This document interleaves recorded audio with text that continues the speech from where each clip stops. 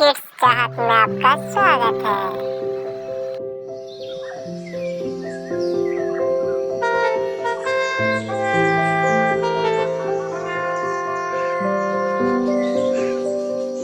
एक घने जंगल में एक अनाथ कौवा रहा करता था।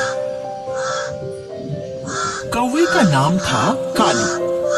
कालू कौवा कभी नहाता नहीं था, इसीलिए वो बहुत गंदा रहता था और उसके शरीर से हर समय दुर्गंध फूटती रहती थी। यही कारण था कि कालू को दूसरे कौवे और दूसरे पक्षी अपने पास बैठाने से कतराते थे। कालू कौवे का अपना कोई घर भी नहीं था। वो इधर उधर डाल पर बैठकर ही अपने दिन गुजार लेता था। कालू कौवा रानी नाम की एक कौवी को बहुत पसंद करता था। वो रानी के साथ शादी करके घर बसाने के सपने देख रहा था। हाय हाय, रानी कौवी, अगर तुम मुझसे शादी कर ले तो कसम से मजा आ जाए। हम दोनों की जोड़ी खूब जचेगी और हमारे बच्चे भी बहुत सुंदर पैदा होंगे। एक दिन की बात है, रानी कौवी अपने घर के बाहर बैठी मेकअप कर रही थी और गुनगुना रही थी। सजना है मुझे, सजना के लिए सजना है मुझे। तभी वहां पर कालू आ गया और गाने लगा। मेहंदी लगा के रखना, डोली सजा के रखना, लेने तुझे और रानी आएंगे तेरे सजना। रानी गुस्से में नाक भौं चढ़ाकर कहने लगी, अरे ओ बदबूदार कालू, तू मुझसे शादी रचाने के सपने देखना बंद कर दे। अरे मनहूस, ना तो तेरे पास घर है और ना तू कोई काम धंधा करता है, ऊपर से तू सालों साल नहाता भी नहीं है। मेरा क्या दिमाग खराब है जो मैं तेरे जैसे बदसूरत से शादी करूंगी? चल भाग जा यहाँ से। कालू कौवा रानी के हाथों अपना अपमान करवाकर चुपचाप वहाँ से उड़ गया और एक पेड़ की डाल पर बैठकर सोचने लगा। हाय, पता नहीं मेरी रानी मुझसे शादी करने से कतराती क्यों है, जबकि मेरे जैसा हैंडसम कौवा तो उसे पूरे जंगल में नहीं मिलेगा, कसम से। तभी कौवे की नजर एक रंग बिरंगे पंखों वाले खूबसूरत मुर्गे पर पड़ी, जो कि अपनी 4-5 मुर्गियों के साथ दाना चुगने में व्यस्त था।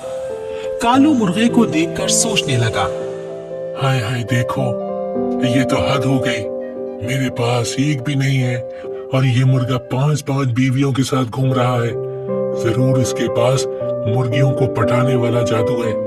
मुझे भी वो मुर्गे से जादू सीखना चाहिए। कालू उड़कर मुर्गे के पास जा बैठा और उससे कहने लगा, मुर्गे भैया, तुम तो अकेले ही 5-5 बीवियां लेकर घूम रहे हो। जरूर तुम्हें मुर्गियों को पटाने वाला जादू आता है।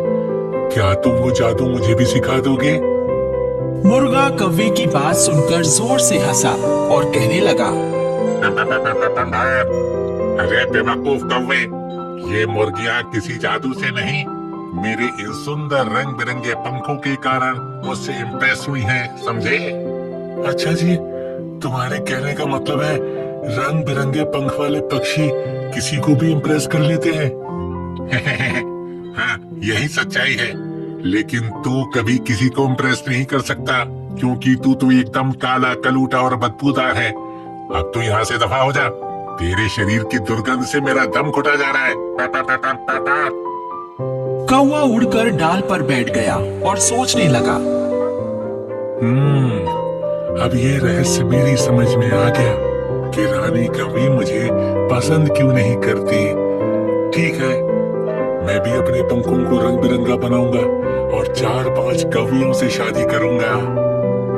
फिर एक दिन की बात है, कालू कौवा मोर के पास गया और उससे कहने लगा, अरे मोर दादा, आप अगर मुझे अपने 2-4 पंख दे दो तो मुझे गरीब का भला हो जाएगा। मुझे आपके पंखों की बहुत जरूरत है। ठीक है, मैं भी नाचता हूँ। जैसे ही नाचते समय मेरे पंख झड़ेंगे, तुम उन पंखों को ले लेना। मोर ने नाचना शुरू कर दिया। उसके 3-4 पंख झड़ गए। कालू उन पंखों को लेकर वहां से चला गया। फिर एक दिन कालू कौवा रंगीन पंखों वाले तोते के पास गया और उससे कहने लगा, तोते भैया, क्या आप मेरी एक मदद करोगे? अबे मनहूस कौवे, तू कितना गंदा है। तेरे शरीर की बदबू से मेरा जी मचलाने लगा। चल जल्दी से भाग जा यहाँ से। अरे तोते भैया, मुझे जल्दी से अपने 2-4 पंख दे दो ना, मैं भी यहाँ से चला जाऊंगा। तोते ने जल्दी से अपने 2-4 पंख नोचकर कौवे को दे दिए और कौवा पंख लेकर वहां से उड़ गया। फिर इसी तरह कालू कौवा कबूतर के पास गया और पंख ले आया। फिर कालू नीलकंठ के पास गया और कुछ पंख वहां से ले आया। कठफोड़वा और हुदहुद से भी कालू कुछ पंख लेकर आ गया। अब कालू के पास कई तरह के रंग बिरंगे पंख जमा हो चुके थे।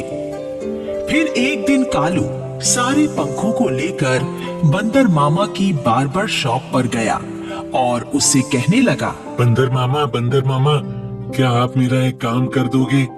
आप ये पंख मेरे शरीर पर चिपका दो। मैं कोई भी काम मुफ्त में नहीं करता। बदबूदार कौवे, मीठे जामुन लाकर दे तो मैं ये तेरा काम कर सकता हूँ। ठीक है बंदर मामा, अभी आप मेरा ये काम उधार कर दो। मैं वादा करता हूँ कल आपको मीठे जामुन लाकर खिला दूंगा। ठीक है, ला करता हूँ तेरा काम। बंदर ने कीकर के पेड़ से निकलने वाले गोंद की मदद से सारे पंख कौवे के शरीर पर चिपका दिए और कौवे की काली चोंच को भी लाल रंग से रंग दिया। रंग बिरंगे पंख चिपक जाने से कालू कौवा एक अजीब सा पक्षी नजर आने लगा। कालू जब अपने आप को शीशे में देख रहा था तो वो खुद भी अपने आप को पहचान नहीं पाया और अपने रंग बिरंगे पंख देखकर वो बड़ा ही खुश हुआ। अरे वाह, मेरे शरीर पर तो उस मुर्गे से भी ज्यादा रंग बिरंगे पंख लग गए। अब तो रानी कौवी मुझसे जरूर इम्प्रेस हो जाएगी। फिर कालू बंदर मामा के पास से उड़कर रानी कौवी के घर पर आ गया और डाल पर बैठकर गाना गाने लगा। लेके पहला पहला प्यार भर के आंखों में खुमार, जादू नगरी से आया है कोई जादूगर। कालू का गाना सुनकर रानी कौवी अपने घर का दरवाजा खोलकर बाहर आई। वो बदले हुए हुलिये के कारण कालू को पहचान नहीं पाई, बल्कि कालू को देखकर वो डर गई। अरे बाप रे, ये इतनी अजीब शक्ल वाला पक्षी कौन है? लगता है ये कोई दानव है जो मुझे खाने के लिए यहाँ आया है। रानी ने अपनी मदद के लिए अपनी बिरादरी के दूसरे कौवों को बुलाने के लिए शोर मचा दिया। बचाओ, बचाओ, कोई मुझे इस भयानक पक्षी से बचाओ। रानी की पुकार सुनकर वहाँ पर बहुत सारे कौवे जमा हो गए और वो भी कालू को कोई खतरनाक पक्षी समझकर चोंच और पंजों से उस पर हमला करने लगे। कालू उन्हें बताने की कोशिश करने लगा। अरे भैया, तुम लोग मुझे क्यों मार रहे हो? मैं तो तुम्हारी ही बिरादरी का कालू कौवा हूँ। एक कौवा कालू की बात सुनकर कहने लगा, अबे झूठ क्यों बोलता है मक्कार? तू हमारे जैसा कौवा कहाँ है? तू तो कोई खूंखार परिंदा है। और फिर सारे कौवों ने मिलकर कालू को इतनी ठोंगे मारी कि बेचारा कालू थोड़ी ही देर में बुरी तरह से लहूलुहान होकर मर गया। सीख, इस कहानी से हमें यही सीख मिलती है कि हमें अपना मकसद पूरा करने के लिए ना तो अपनी पहचान बदलनी चाहिए और ना ही कोई फर्जीवाड़ा करना चाहिए, नहीं तो कालू कौवे के जैसा अंजाम हो जाता है।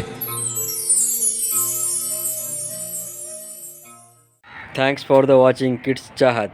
ऐसे ही किड्स एजुकेशन के लिए हमारे चैनल किड्स चाहत को सब्सक्राइब करें, लाइक करें एंड शेयर करें।